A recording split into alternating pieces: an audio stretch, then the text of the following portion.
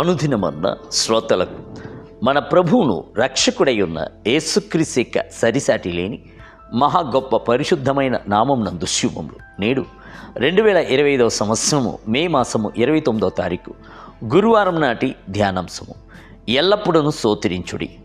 తెస్సలోనికలకు రాసిన మొదటి పత్రిక 5వ అధ్యాయము 16 మరియు 18 వచనం యందు ఎల్లప్పుడూ సంతోషముగా ఉండుడి, ప్రతి విషయం నందును కృతజ్ఞతాస్తుతులు చెల్లించుడి. ఇలాగు చేయుట యేసుక్రీస్తునందు మీ విషయంలో దేవుని చిత్తము. ఒక ఇంటి పైనున్న చూలను ఒక వ్యక్తి బాగు చేయిచుండెను. నోట కొన్ని మేకులను పెట్టుకొని ఒక్కొక్కటిగా తీసి తన సుత్తి చేత చూలను కొట్టుచున్నవాడు అకస్మాత్తుగా హల్లెలూయా స్తోత్రము అని కేకవేసెను. క్రిందున్నవాడు ఏమి జరిగినని అడిగినప్పుడు తాను మేకులలో ఒకదాన్ని మృంగివేసెను అని చెప్పాను. దాని కొరక ఇంతటి ఆర్భాటము, మేకునకును మృంగుటకును హల్లెలూయాకును సంబంధము ఏమిటి అని క్రింద నిలబడి ఉన్న వ్యక్తి అడిగాను. మంచిదయ్యింది, నేను సుత్తెను మృంగలేదు. అలా మృంగి ఉన్నట్లయితే ఎంతటి గొప్ప ప్రమాదము. అందుచేత దేవుని స్తుతించుచున్నానని పైనున్నవాడు చెప్పాను. స్తుతించుటకు ఏమీ లేకపోయినను ఏదో ఒక కారణమును కలుగజేసుకుని వారమై ప్రభువును స్తుతించుడి అని చెప్పాను ఒక భక్తుడు. దావీదు అలాగును స్తుతించుటకు ప్రారంభించి ఒక స్తుతి యోధినిగానే మారిపోయాను. గొర్రెలను మేపుకొనుచు స్తుతించుచు ఉన్న ఆయనను రాజుగా చేసి స్తుతించున్నట్లు ప్రభు హెచ్చించెను. దైవ సేవకుడైన ఒకరు కష్ట నష్ట సమయములందు తన ప్రార్థనా గదికి వెళ్ళి తలుపునకు గొల్లెము వేసుకొని ఉత్సాహభరితమైన పాటలను పాడి ప్రభువును స్తుతించి నాట్యమాడేవాడట.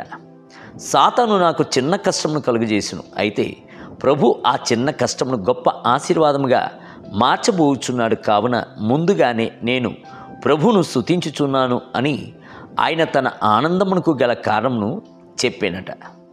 బైబిల్ గ్రంథము సెలవిచ్చుచున్నది, అనగా ఆయన సంకల్పము చొప్పున పిలువబడిన వారికి, దేవుని ప్రేమించు వారికి సమస్తమును మేలు కలుగుటకై సమకూడి జరుగుచున్నవని ఎరుగుదుము.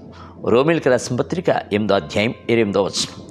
మీరు దేవుని స్తుతించినట్లయితే మీకొచ్చుచున్న ప్రతి ఒక్క శోధనను కూడాను మీరు సాధనముగా మార్చివేయుదురు. అడ్డురాళ్ళు అన్నిటినీ మెట్లరాళ్ళుగా మార్చివేయుదురు. నష్టములన్నిటినీ గొప్ప లాభముగా మార్చివేయుదురు. ప్రభు సమస్తమును మీకు మేలు కలుగుటకై చెయ్యును అను విశ్వాసము దృఢముగా మీ యొక్క అంతరంగమునందు ఉండవలెను. సాతాను ఎన్నో కష్టములను నష్టములను యోబు భక్తునికి తీసుకుని వచ్చాను, అయితే యోబు సనుగు కొనలేదు. ఆయన, నేను నా తల్లి గర్భంలో నుండి దిగంబరనై వచ్చి తిని దిగంబరనై అక్కడికి తిరిగి వెళ్ళేదను. యెహోవా ఇచ్చెను, యెహోవా తీసుకొని పోయెను, యెహోవా నామమునకు స్తుతి కలుగునుగాక అని చెప్పి స్తుతించుటకు ప్రారంభించును. యోబు గ్రంథము 1వ అధ్యాయం 21వ వచనం. దేవుని బిడ్డలారా, మీ శోధన యొక్క అంతమునందు మీ రెండంతలుగా ఆశీర్వాదం పొందుకొందురుగాక. నేటి ధ్యానమునకై యెహోవా జీవము గలవాడు, నా ఆశ్రయదుర్గమైన వాడు స్తోత్రార్హుడు, నాకు రక్షణ ఆశ్రయదుర్గమైన దేవుడు మహోన్నతుడగునుగాక. 2వ సమూయేలు గ్రంథము 22వ అధ్యాయము 47వ వచనం. నేటి వేద పఠనము ఉదయము 2వ దినవృత్తాంత గ్రంథములు 7, 8 మరియు 9 అధ్యాయములు. సాయంత్రము యోహాను సువార్త 11వ అధ్యాయం 1 మొదలుకొని 29 వచనములు. ప్రభు మిమ్ములను దీవించునుగాక. ఆమేన్.